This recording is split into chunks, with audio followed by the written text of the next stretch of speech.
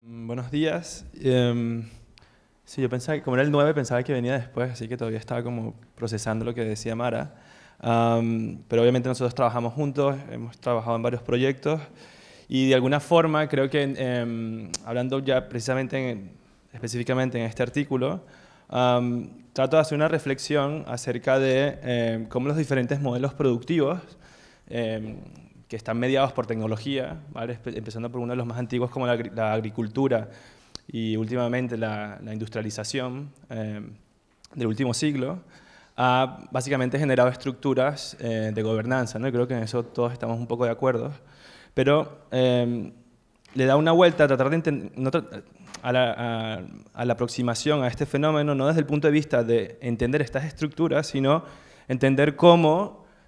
a través de la transformación del modelo productivo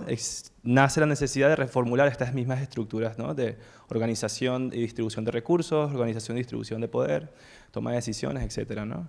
Y en específico iba a la experiencia de los últimos 10 años que hemos tenido a través de la red de Fab Labs y especialmente del Fab Lab Barcelona. Sobre todo haciendo digamos, puntualizando a partir de, yo creo que de la inspiración de autoras como Jane Jacobs, ¿no? La idea de la producción de la ciudad por sus ciudadanos, que hace unos 40, 50 años sonaba como algo muy naif e idealista. De alguna forma llegamos a un punto, en una nueva iteración de esta reflexión filosófica en el cual esta idea de la producción de la ciudad por sus ciudadanos quizás ya no es tan loca, ¿vale? Deja de ser naif y ya no es el gran mercado versus el pequeño ciudadano, sino que ahora empiezan a haber unas herramientas de mediación en el cual se puede retar de una manera mucho más fácil el cómo funcionan las cosas normalmente, ¿no? Y luego iba también a cómo también a desmitificar un poco la idea de que los Fab Labs son unos lugares tecnocéntricos y clasistas y elitistas y solo enfocados en el MIT, simplemente explicando que el primer Fab Lab que se creó en el mundo se creó en una comunidad afroamericana en el sur de Boston, donde esta gente había sido evicted, o sea, habían sido sacados de sus casas por la presión inmobiliaria, no sé si les suena familiar, y a partir del liderazgo de un activista político como Mel King, ¿vale? Que es un personaje de Boston, candidato a alcalde varias veces, personaje que lucha por los derechos de los afroamericanos en el contexto del final del siglo XX en Estados Unidos,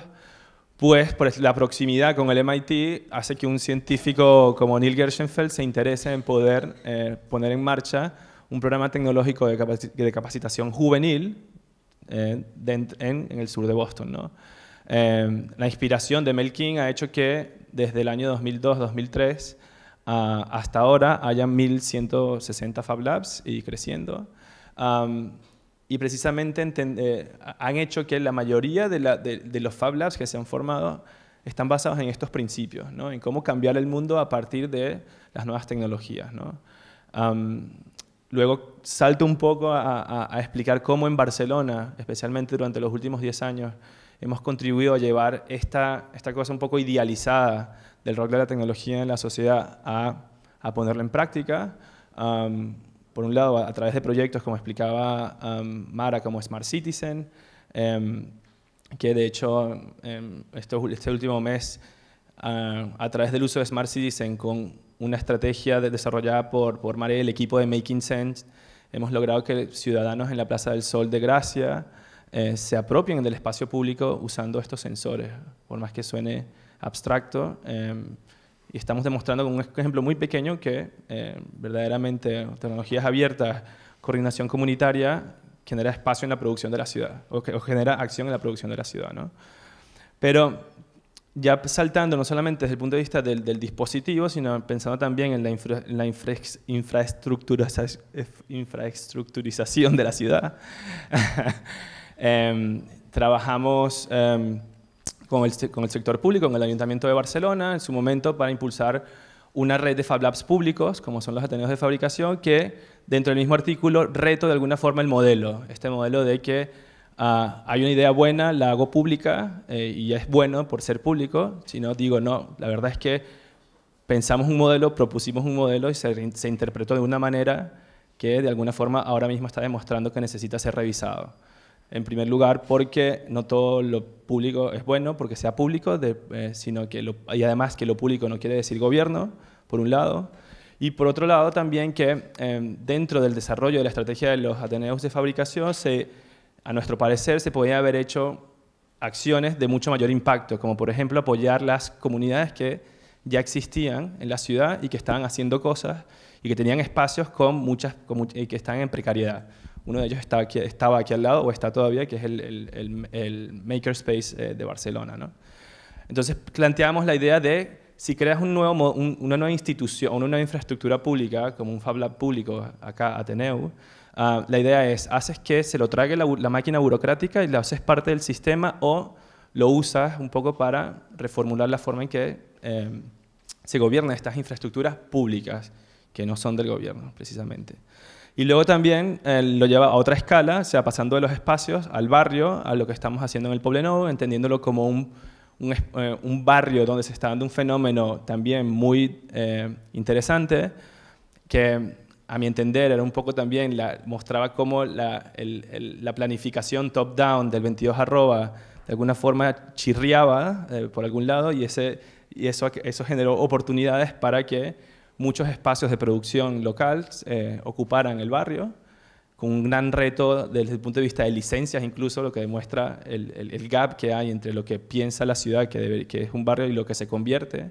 y que ahora mismo se convierte es una oportunidad para prototipar, para generar experimentación a nivel local de estas nuevas formas productivas, ya no solamente entre ciudadanos, pero ahora entre organizaciones, que es súper interesante, entendiendo las organizaciones como una forma de entender